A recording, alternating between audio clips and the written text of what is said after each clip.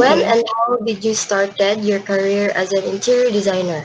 Graduated in the year 2014, and then I took the board the same year, then found out that I passed the licensure exam on October that same year. And then um, I had like a 3 month like break. But then within the 3 month break, I worked in a hotel and I did like their events planning, and then also like a little bit of sideline under another interior designer. And then I realized that it was it's like I didn't fit really well with what I'm doing. Like it didn't really like I say this make me let me feel that make me feel contented. So decided to apply na lang to another firm, an architectural firm, on the year and I got accepted around Feb 2015. So the first I worked in that architectural firm for 3 years and a half, and then yeah, that's probably how I started. Like I was under someone else and I worked for a firm. And then which was also good because like I learned how the industry goes, and then how I get to work with other architects and other interior designers in the same firm. So yeah, that's basically the start of my career. So yeah. Your philosophy as an interior designer? As an interior designer, I've always aimed to design and create interiors, which with unique personalities through functionality and aesthetics. So most likely, it's like every client, for me, even in the firm, we practice this in the firm. Like every client is different, so we always try to read them and we get to know them, and then like that's what makes it unique. Like it's really because of the client that makes it unique, and at the same time like we do it we really concentrate on functionality, more on functionality than aesthetics, because like we want it to be something that we want the space to be something na um it works in the long term, even if it's just for rent, or even if it's just if they live in it, or even like commercial spaces. Like we want to make it, we want our design to really last long. So it's the longevity side of the design that's also important for us. When and how did you establish your firm, Sera Interior Design Studio? So after working for 3 years and a half, I felt that I was ready to make my own, like make a name of my own. So I started coming up with a business plan. So like everything from my brand name down to down to my collateral. So I did everything by myself since I was just starting. I was starting small and I was doing everything by myself. So like my dad is also a very good businessman, so he helped me with the whole business documents like DTI, accounting, consultancies, and then even government documents like business permits, and then yeah, to make my studio official. What does the name Sera mean to you and what is your company's mission, vision, and goals? Okay, so Sarah is like it means will be. So you're familiar with the que Sarah phrase. So Yeah. Sarah is really like at the same time it's like Sarah is also like half of my grandfather's name, because my grandfather's name is Seraphin. So yeah, I want him to commemorate him, because I was very close to my grandfather, so I wanted a part of him in my studio, in my firm. So it's really but then on the design side of it, the reason why it's called the reason why we named it I named it Sarah is because um we believe that things will happen whatever, like when it happens, when it comes to design and development. So we aim to create spaces that don't only adhere to standards, but also the interrelation of the space and to its individuals. So um, the thing is, like, the reason why our name is also that, because whenever I like, for the many years that of my experience as an interior designer, things doesn't don't really like fall into place. Like, in every project, there's always something new. There's always like an issue or a problem, or like the client changes their mind, something like that. So that's also something that we believe in. Like, uh, we're trying to like embrace the, how to say this, embrace the, like, you don't know what's gonna happen. So the fact that, like, the fact that we don't know what's gonna happen, we don't know if the client will change their mind. It's our job to really, like, to, how do you say this, it's our job to do something about it and to help them solve whatever they need to do, or they need from us, or in the space. So yeah. What are the pros and cons in establishing a design firm? Um, Actually, some of the pros that I realized is about, the good thing about establishing a design firm is the legitimacy. So, like, the fact that you put the name of yourself, you have, how do you say, you have a brand. So it's really good for you to, it's good in a way that some industries get to know your brand, get to know your name. So, like, it makes it official. And then also, there's a more, how do you say this, like a formal system when it comes to dealing with other businesses or other professionals. So, which is, that's the good thing about it. But some of the, maybe like some of the cons is probably like not really, with other people, like, with not with other, how do you call this, not with other industries or professionals, but it's more of the internal side of it. Like, probably, like, if you have a lot of people that you hired, or you're a lot in a company or a firm, the overhead would be, it's something to do with the overhead. Like, it's, if you're a lot, so your overhead is big. So it's more of like the monetary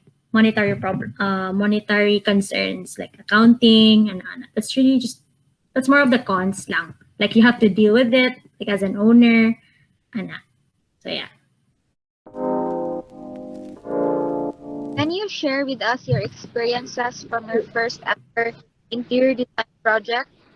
The first ever interior design project I had was a show model unit. It's actually there in Archbishop Reyes. I don't know if you're familiar with the Avenir King property. So that was our very first project under our name. Uh, so I had to deal with that project. I had to deal with a big company, so it was actually like nerve wracking, but at the same time, it felt good. Like, it felt like a good start. Like, it was a good way to put my name out there. So yeah, it was pretty much like a goal signal of going on my own. So yeah. So we Follow-up also question. have a follow-up question. Can you also share with us your most favorite interior design project? Uh, Basically, most of my projects are my favorite because everything is different. Like, every project has different experiences, but one of the most memorable to me would be the first project, which is the Avenir showroom, because, like, um, it the feeling was very nerve wracking. Like I said earlier, like, I it was the first time for me to deal with other people. Like, it was under my name, the design was under my name, so it gave me like a little bit of pressure, but at the same time, it gave me like excitement also, because, like, oh, finally, this is something that I could really call my own. So yeah. What are the common issues, maybe good or bad, Do you experience with your clients and how do you deal with it? Some of the common issues in projects is more of the time management, like more on finishing the project because you don't know when what will happen during construction or if there are changes or if they want to like change like some of the how they would probably like budgetary concerns. But um so far it's like since but in our studio it's like we always try our best to get to know our clients, so like it's something it takes practice to really read your clients, to get to know them, establish a relationship. Yeah, so yeah, so it's really, and it's like also it also takes patience as a interior designer because some clients can be like they get to get patience in a way that some clients get confused of what they want. So like you really have to like put yourself in their shoes. So like, oh, should I do this or should I do that, like that. So it's like, yeah, it's really more of like guiding your client. At the same time, it's like not making them feel like what they're not getting what they want. In the end, it's really what they want. In the end, like just as long as they're happy, then the project is good. Yeah. Thank you, Miss. So, another follow-up question. How about the common issues in your encounter in your interior design business as a whole? As a whole, yeah. So it's probably like the pros and cons. So it's more of accounting, monetary concerns, and also like balancing. How do you call this? Balancing monetary concerns. Like for example, because we also do fit out work. So we have to do liquidation, and then at the same time, we wouldn't want to over. We don't want to go over the budget. So it's really more of like managing the time, managing the expenses, like that. In your own personal experiences, how do you maintain a healthy interior business in terms of handling your employees, financials, and etc.? More of like in our studio, we're actually just a team of three, so we're pretty close in a way that we talk casually lang. Like we're also like we're not a lot, so if there are concerns, it goes straight to me, and then it's the communication is very fast. So what we do to make it more fun and like it doesn't get complacent, like long hours of like computer really makes you tired, so we take breaks, we talk about life, we talk about our probably if other some of us would like to talk something about personal things. So we really like we we make it sure that we talk to each other, like, and then there's like how do you say this, like we don't have like that hierarchy relationship, like just because I'm the owner and I'm the head designer, like they can talk to me casually, like that. So yeah, and then we also, yeah, we like to keep our atmosphere cool, set in the work area.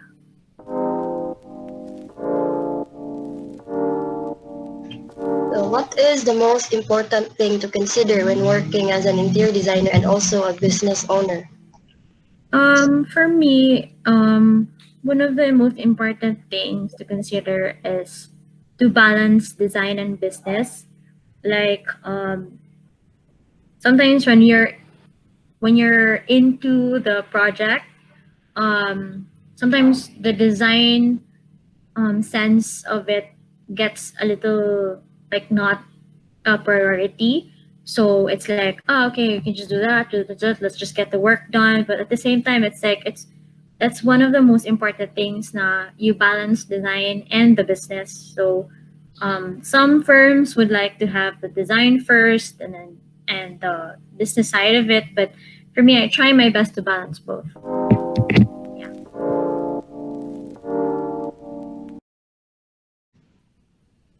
next question is, how do you manage your schedule as a business owner and also as the current president in PIID? So as of this year, since it's COVID, so we really didn't get to work on the organization. But right now, before the COVID started, we concentrated more on the internal side of the organization. So more of like the processing of licensure, um, renewals, and then just to make we also made like easier how do you call this, like easier infographics for the members. So yeah, it's that's just one of the things that we worked on in the organization. And then for me to um, to manage my schedule when it comes to PIID and my firm, it's really more of giving time to each of it. So I try my best to uh, check up on PIID during the weekends or at the end of the day if there are other, like if there are updates and stuff like that. So I try to make time. My advice would be, I know it's something cliche, but sometimes the best advice is the most cliche advice you can hear. So I feel I'd like to say that if you want something, you better get it, because it's not as simple as that though, because you gotta work hard for it, you gotta build it, but always remember that you can't do it alone. Like it's I'll like it's not you're not the only how do you say this, you can't do everything alone. So um you gotta give room for help, because help goes a long way. Because with me and my firm, I couldn't do it on my own, because like I had no idea of how to start it. So I really had to ask help from people who I think would give me the best advice and would give me the most help. So you can ask help for from your family, from your friends, or even other professionals. So it's not wrong to ask for help. Don't be ashamed of it also. So also, like, another advice for me is that if you if you feel it in your heart that you want to do something good, or you want to do something good for yourself, then you do it. It's not There's nothing wrong if you do it. There's nothing wrong if you feel that way, because in the end, it's your contentment and your happiness that is the most important. So yeah.